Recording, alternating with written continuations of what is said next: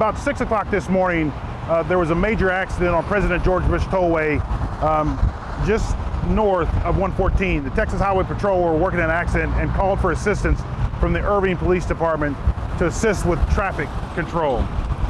We set up barricades along the highway, particularly at 635 and President George Bush Freeway.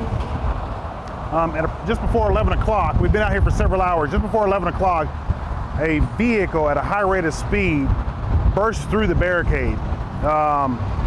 There were two officers that were stationed there trying to protect the public. They gave chase behind that vehicle. That vehicle couldn't go any further than about right here to Las Colinas because of the traffic. The occupant of that vehicle exited his vehicle and got on foot and started moving down the grass shoulder. When he did so, he exited his vehicle with a knife in his hand. Officers then got out of their vehicles and tried to de-escalate the situation by asking the person to drop the knife. The person continued along the shoulder of the road while officers were walking behind them, trying to get him to drop the knife. At a certain point in that engagement, the suspect turned around and moved towards the officer. The officer, continually trying to de-escalate the situation, was forced back into a vehicle that was in the right shoulder of the road. So this person actually backed my police officer down the shoulder of the road with a knife in his hand. It was at the point where the suspect would not listen to any of the officers' commands. All attempts at de-escalation apparently didn't work because the person continued to come towards the officer. The officer discharged his service weapon, striking the subject several times.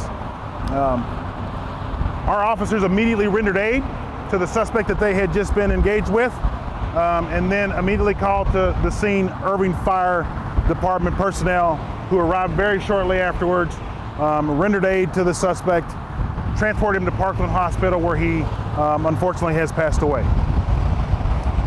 Right now, as you can see, the highway is continuing to be shut down. One Texas Highway Patrol is still working the accident just south of 114.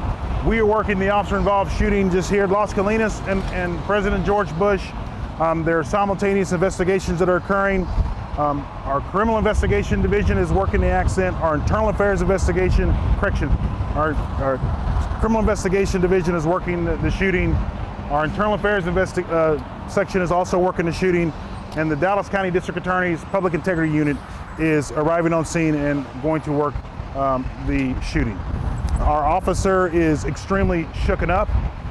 This person is a person who's a 15-year veteran of our agency, who has a stellar background, who was here trying to protect the public, and who was forced to do what no officer wants to have to do, is to use their service weapon in the course of their duties.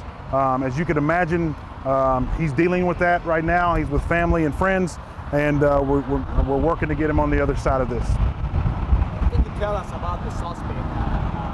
Race, age, what can you tell us about it? Right now, like I said, I can tell you not much. We're in the very early stages of this investigation.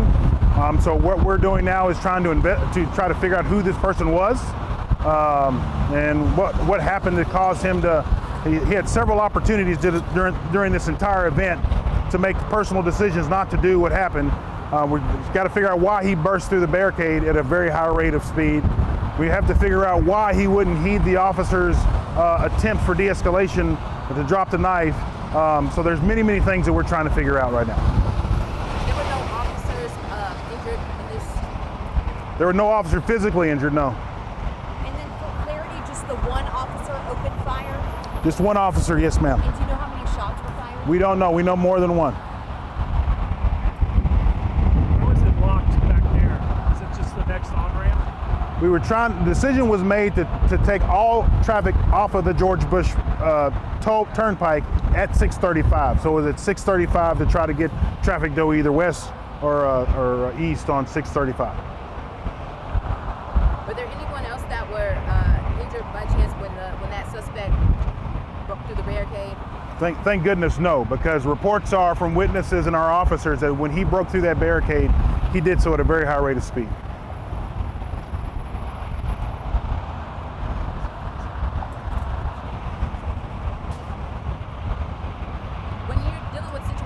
this where you already have that accident happening, and then now you have, you know, someone not adhering to the traffic to keep people safe and what the officers have set up. Talk to me about the kind of things that you all are dealing with as an officer to keep things under control, make sure everyone's safe, and during these kind of times, really. You know, working on a major turnpike like this, as you know, is extremely dangerous by itself. Last week we had an enforcement effort on the turnpike because of the high rates of speed and the speeders going on. You know that we have a history of police officers being struck, police officers and construction workers being struck and killed because of the high rates of speed. So to answer your question, it's extremely dangerous, extremely stressful, which is why we take precautions, which is why we try to place barricades so far away from where the scenes of accidents are to try to get the motoring public to slow down, because it's extremely dangerous. I know in the past, Irving, y'all have had fire trucks that y'all use just to block traffic in situations. Were any of those used today? You know, I don't know if they were used during this morning. I do know that there is a blocker from Irving Fire Department. You're correct. We do partner well with our Irving Fire Department. I don't know where that blocker was during the time of the accident.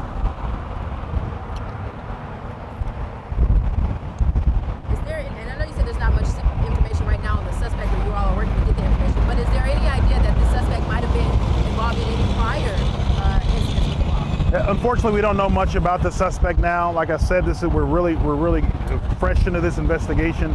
Hopefully, I'm confident we'll be able to get the person identified, and then perhaps we can try to figure out what was going on in his mind, what was the motivation, and have we handled him before? All those questions are still unanswered for us as well.